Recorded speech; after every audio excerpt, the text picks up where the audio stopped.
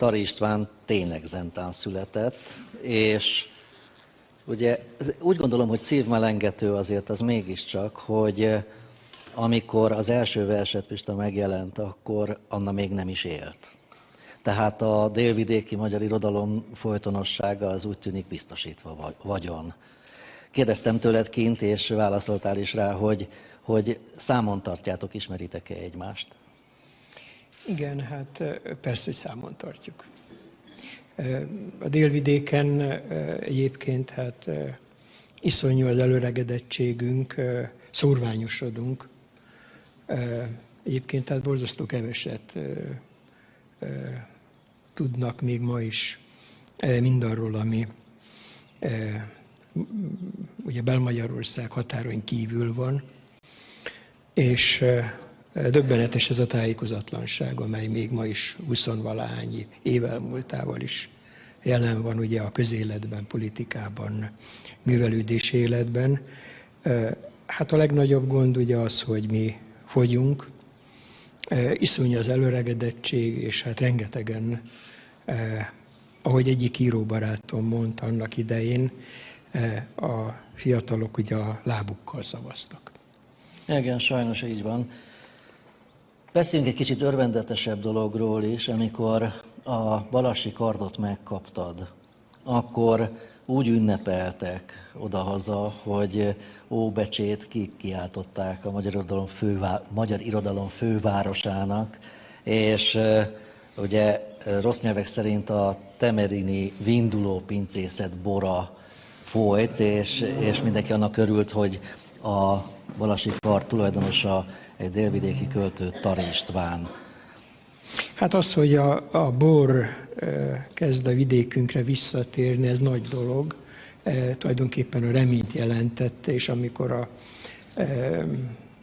Közép-Bácskában ugye megalakultak az első borrendek, akkor nagyon fontosnak tartottam azt, hogy elmenjek közéjük, hiszen a borászok azok tulajdonképpen az otthonosságot telepítik.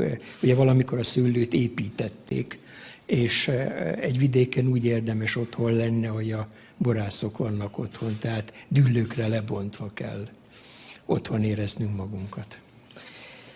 Az előbb már egy kicsit a politikus is, a bot csinálta politikus, vagy a kényszer szülte politikus is beszélt belőled, amikor a fogyásról, a szorványosodásról, a lábbal szavazásról, tehát az elvándorlásról beszéltél. Nem akartál te, én úgy gondolom, mindenáron politikus lenni. Nem, hát én nagyon szerettem a politikusokat, tehát rengeteg kínunk, bajunk, gondunk volt, veszültségünk volt velük. A közönség kedvéért mondom, hogy aki nem tudná, hogy Tari István Óbecse alpolgármestere is volt, és a Magyar Nemzeti Tanács tagja. Hát akkor már mondok egy jobbat, amiben talán rekordot tartok a Kárpát-medencében. 1,5 év alatt 3-szor is leváltottak, tehát nem volt olyan egyszerű az egész történet. Tehát belecsúsztam a politikába, mert katonai behívó parancsot kaptam ugye a háború kitörése idején, 91-ben, és akkor el kellett dönteni azt, hogy az ember mit csinál, és én úgy döntöttem, hogy otthon maradok, mert ugye elég jól ismertem a Balkánt, és tudtam azt, hogy a Balkán az képtelen nagy rendszereket, a Bizánc az nem tud nagy rendszereket működtetni, kis párhuzamos rendszereket tud csak létrehozni, és hát tulajdonképpen 95-ben kaptunk közkegyelmet, ugye a Daytoni békével, és hát addig végül is katonaszökevényként, de abban a pillanatban, amikor megtagadtuk a behívó parancsot, az már egy politikai cselekedet volt, és tulajdonképpen azáltal, hogy ugye nem mentünk el a harctérre, azáltal, hogy bekapcsolódtunk az otthoni közéletbe, ezáltal automatikusan ugye a politikának a részeivé váltunk. Elsősorban mégiscsak örömünkre költő vagy, és természetesen nem tudunk hosszan beszélni most arról, hogy emellett képzőművész is. Azt azért tőled is parancsolsz? Hát annyi, hogy ugye a költészet, rokon dolgokról van szó. A költészet az inkább az időt tagolja maga sajátos ritmusaival, a képzőművészet pedig a teret. De hát egy dologról van szó. Tőled is kérdezem, hogy mi készül a műhelyben, akár a költői, írói műhelyben, akár pedig a képzőművészében. Hát mostanában rendezgetem a képverseimet, rengeteg képverset és képkölteményt készítettem. Ugyanakkor hát ugye vannak dolgok, amelyeket csak prózában lehet elmondani, és hát épp egy prózával vesződöm egy elbeszéléssel mostanában. És akkor most kérhetünk-e valamit?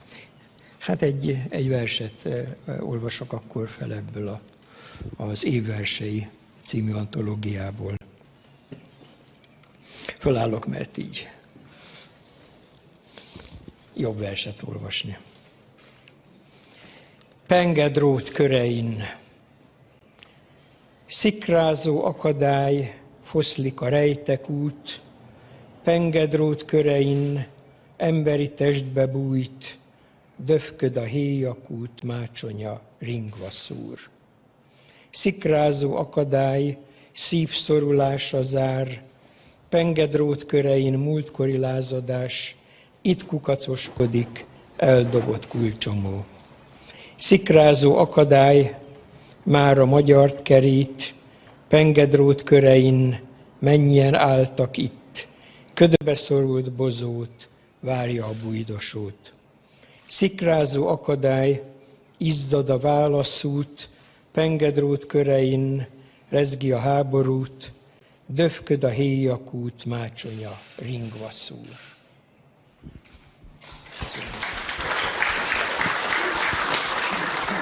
Tari Istvánt hallottuk.